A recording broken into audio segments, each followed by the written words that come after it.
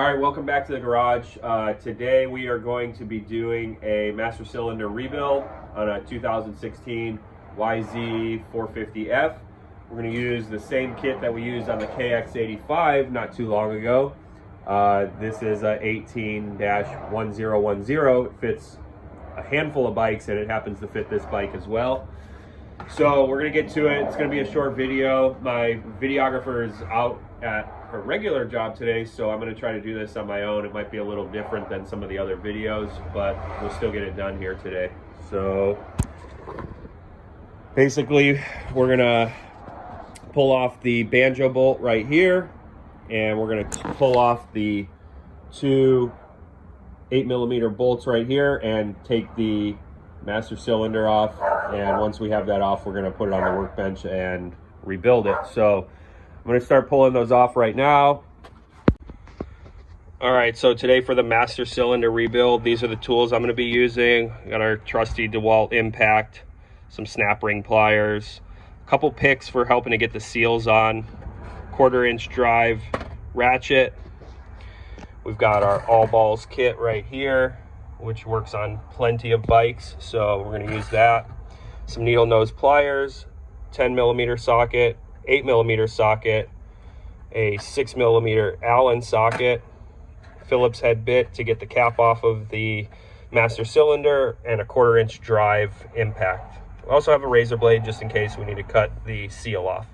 So those are the tools that you're going to need today. Not very many, pretty quick job here. So we're going to be using 6mm Allen to pop this banjo loose. And I put a rag down here just to catch any fluid so it doesn't go on the bike. And it's easier to loosen the banjo before you take the master off of the handlebars, but notice we just dropped a washer. There's 2 banjo washers. The kit comes with new ones, so I'm not going to worry too much about it.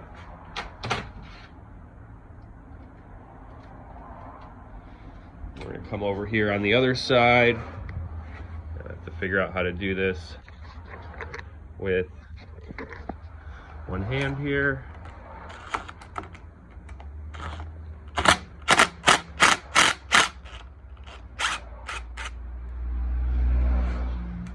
Pull that out.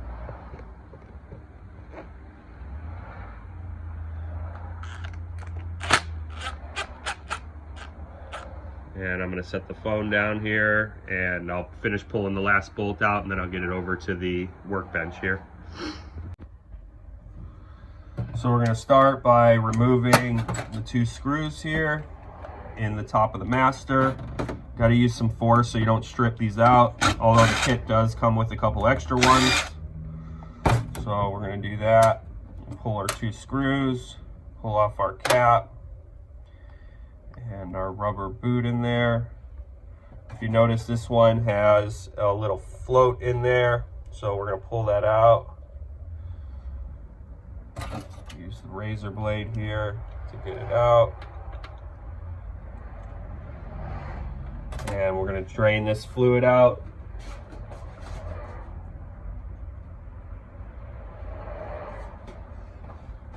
Next, what we're going to do is we're going to pull the lever off. So pull the rubber dust cover off here, and you see we got a 10mm on the bottom, and this is going to be a nut which you're going to want to remove first.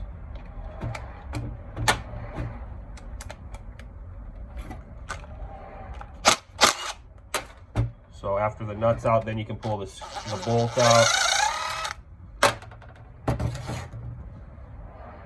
and the lever will come right out. And as you can see, our master's pretty dirty. I would imagine that this is why it's probably bad. So we'll pull the plunger out here, wipe it off.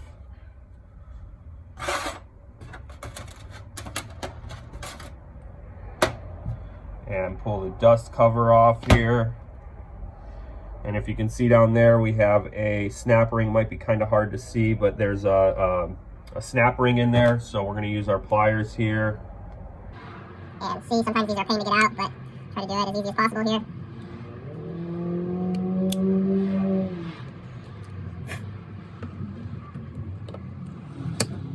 So now that we've got that out, you can see we've got our snap ring, washer, and the plungers in there. So we're going to pull that out. Probably going to use a set of needle nose here that I didn't picture earlier, but it makes it a little easier to get it out. So this is the master plunger. You see we've got two seals. Notice the orientation. The open side faces towards the inside of the master cylinder like this.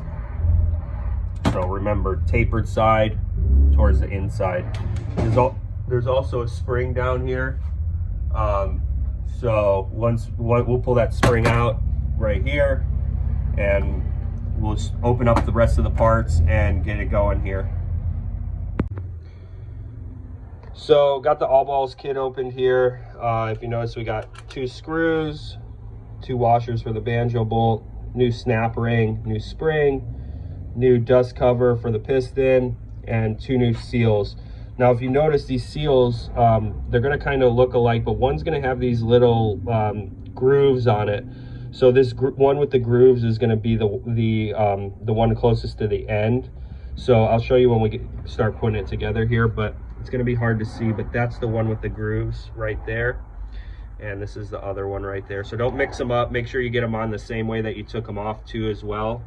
So we're going to start putting these on here. All right, so getting these on and off can be kind of a pain. Obviously getting it off, if you really wanted to, you could just use a razor blade and cut them off carefully without cutting your fingers off. But sometimes you can't do that, so we're going to use a pick here, and we'll just peel it off. They are very tight fit. Getting them off is a challenge, but getting them on is even more of a challenge. So you have to be careful when you're putting them on. Kind of why I like to use the picks here, and carefully put everything on. So that's one of them off, and this will be the other one.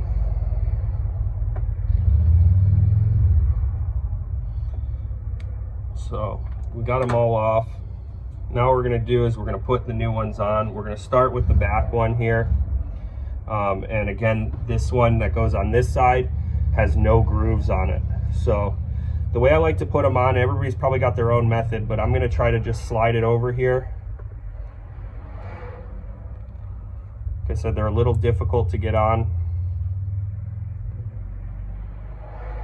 so I'll do my best to get it on there without ripping it or damaging it, but that one went on pretty easy. Then we're going to go to the front one here, which that's not it. That's it right there. So it's going to be hard to see, but there are some little notches in here. So that one goes over on this side.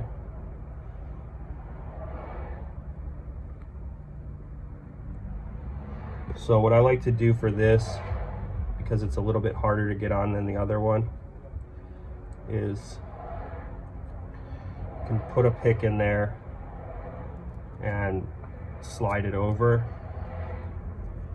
This will help create just a little bit of space, and obviously you just want to be careful that you don't rip it.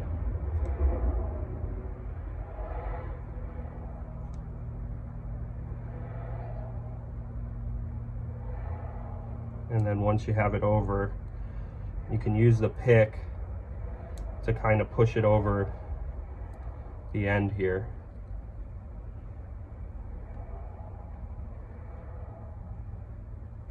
And then pull your pick out. So they are pretty challenging to get on.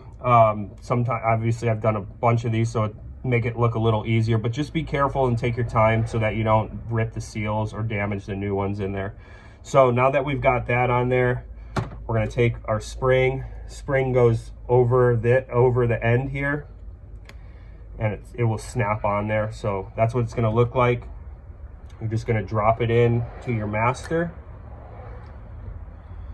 And if you remember, we had a washer on the end,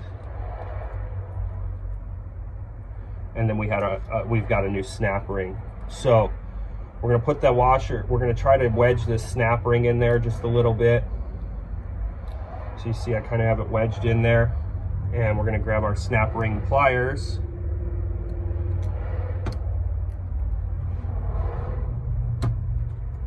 And this can also be a little challenging here.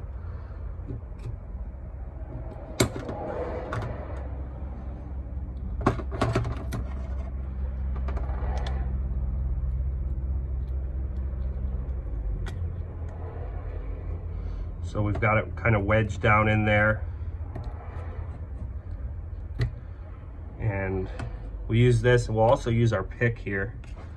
And we'll kind of push down as we're squeezing the clip.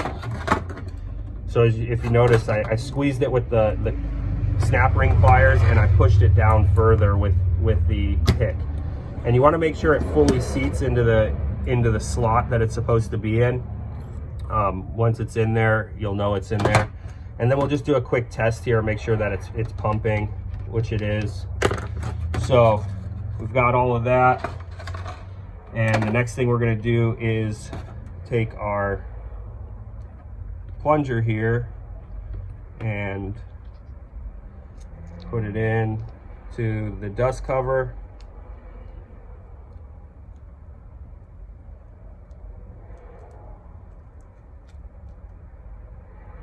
Again, this can be a little bit hard to get it seated right, so a pick doesn't hurt here.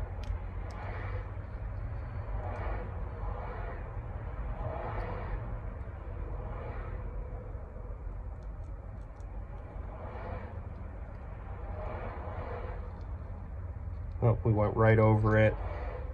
So sometimes it takes a few tries here to get it right.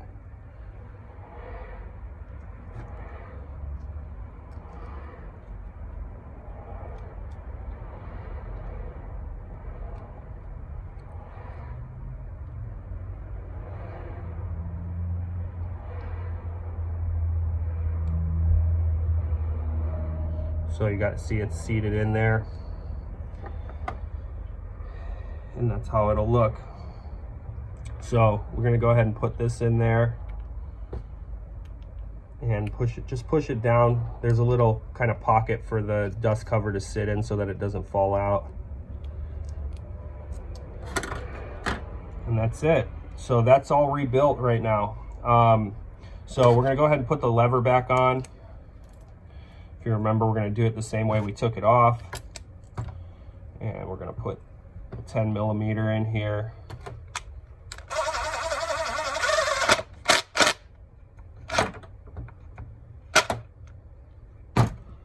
And we'll put the nut on the bottom.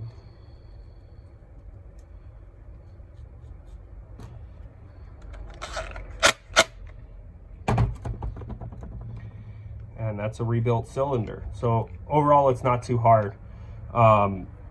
So throw this back on.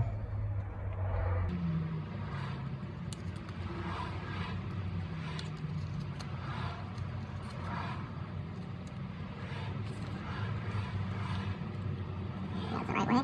Yep. So I had it upside down, so that's the right way right there. We're gonna take a few minutes here and get everything else back together. We're gonna take our washer off of our banjo bolt. And we're gonna stick the new one on there. The other one, the line's gonna go here, and we'll put the other one on when we put it on the bike. So give me just a moment. All right, so we got our master loosely tightened onto this bike here. The banjo bolt's down there. It's gonna be easier because I only have two hands here to do this with, hold the camera and do it with the other hand. So I just loosely put these bolts in there to hold it on. Go ahead and snug them up. And then for the master bolt, banjo bolt, notice we have the two new washers on here. Just gonna lightly thread that in here. Thread it in by hand.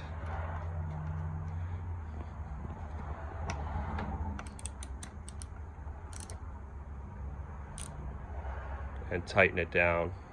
Don't over tighten it, you'll break the bolt, but It's gonna be good. So what I'm gonna do is fill it up with some fluid and bleed the brakes. All right, so we got the master rebuilt. It's on the bike. What I'm gonna do is I'm gonna bleed the brakes out. I did a video just recently on how to bleed your brakes and all the tips and tricks that I use in the garage. So watch that video if you need to learn how to bleed the brakes after a master rebuild. You'll see it in my previous videos. So if you have any questions, comments, leave them below. Like, subscribe. We really appreciate you checking out our channel. Thanks again for watching. Wide Open Moto out. We'll see you soon.